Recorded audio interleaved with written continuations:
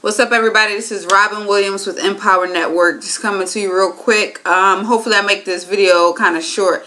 And I just wanted to share a few things with you about the power of your speech, the power of what you write down, the power of what you think and say and what you act like. It's crazy because I learned about this type of stuff a long time ago.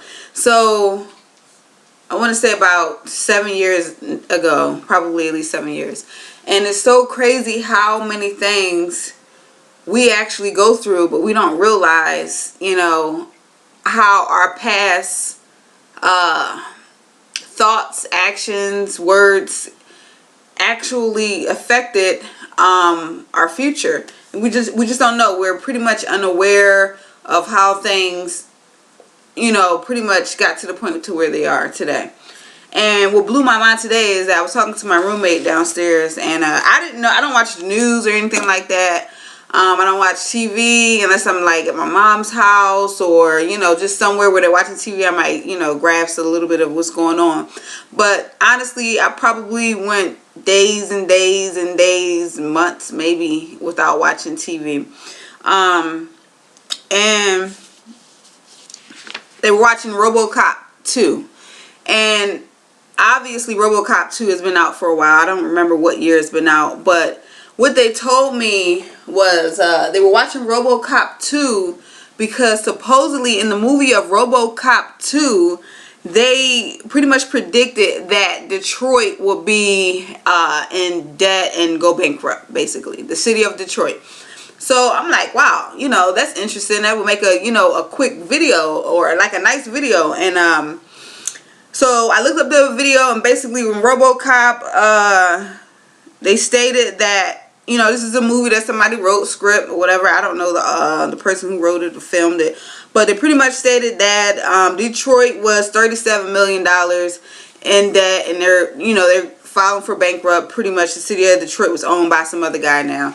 And so what's crazy is that I want to say like a week ago, if that, in reality, our city of Detroit here in the United States went bankrupt. Unfortunately, I couldn't find a lot of similarities. I'm going to let you know that. But it's so crazy how, you mention one thing in a very famous movie, obviously, and it happens years later.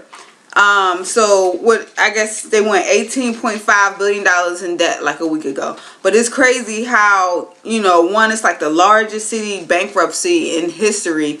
And, it's just crazy about how our words and even our movies today affect our reality. But get this, I remember reading a book a long time ago. I never did research on it to see if this was true or whatever.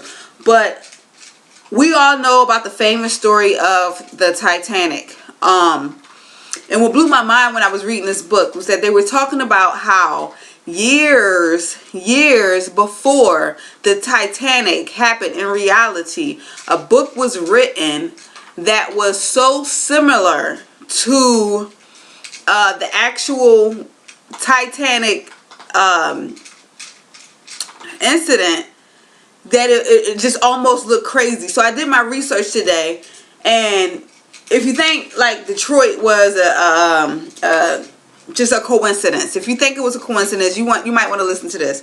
So I looked it up. I guess it was called Futility or the Wreck of the Titan. I never read the novel, but I guess it was written by this guy named Morgan Robertson, and who knows if that was a guy, I don't know. Morgan Robertson. So if you read the similarity section, it says, although the novel was written before the Olympic-class Titanic was even designed, okay, probably not even thought about. Ooh, quit it. What's going on? Sorry, I got pooches, and I'm not starting this video over because I'll be here all night. Got pooches in the back. They acting up. Be good. No, you had your chance to get in the video the other day. Anyway, where was I at? Even though it may not have even been thought of, you know. I mean, obviously you have to think and then design it, but it may not have even been thought of. It wasn't even designed. This book was written, okay? And so it says that that there are some very, what do they call it? What do they call it? I don't know. Let's just say it was a lot of similarities. But I'm gonna just go ahead and go to the similarities. Okay, first you got that both of them were a triple screw propeller. Okay, that was one similarity. Okay, we're talking about a book that was written way before the Titanic was even designed. Okay, so in the reality of the Titanic, which it was considered the world's largest luxury liner. Okay, about 882, well, probably 882 feet exactly. I don't know what about is when you build stuff like that. And it was thought of as unsinkable, as we all know.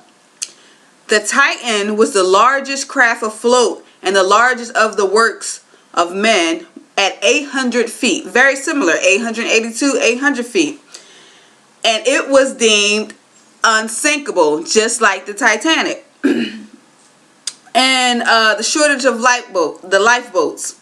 The Titanic carried only 16 boats. The Titan, which was in the book, carried 24 lifeboats. The crew capacity and the passenger capacity was 3,000 in the Titanic, and it was 3,000 in the Titan. When the Titanic struck the iceberg, it was at 22.5 knots. When the Titan struck the iceberg, it was 25 knots. Okay? When it struck, this is the crazy stuff right here. You got to listen to this. This is not me making this up. You can do research on the line. When it struck, the Titanic was on a night of April 14th, 1912. In North Atlantic, 400 nautical miles away from Newfoundland, right? The Titan, when it struck, I don't know, I think I mentioned 25 knots. It was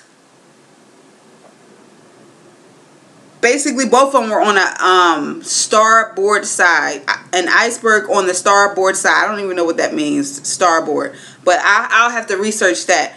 But it was both on an April night.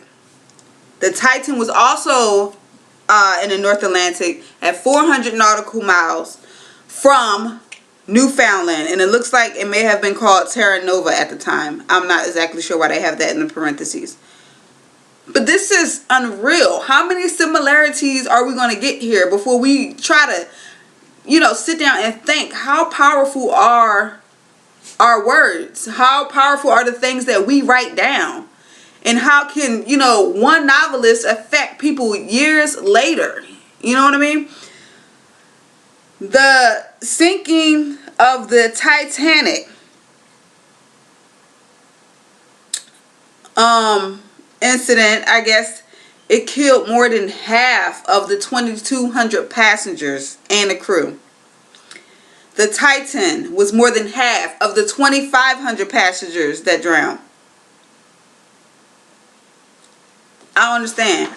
I don't understand how a novel could be so damn close to something in the future like that. I really don't understand. There's only two things I could think of. Two things. One, someone planned the Titanic in 1912 to happen just like the book. Pretty damn hard to me to think that somebody could do that, but that's one option. I don't know.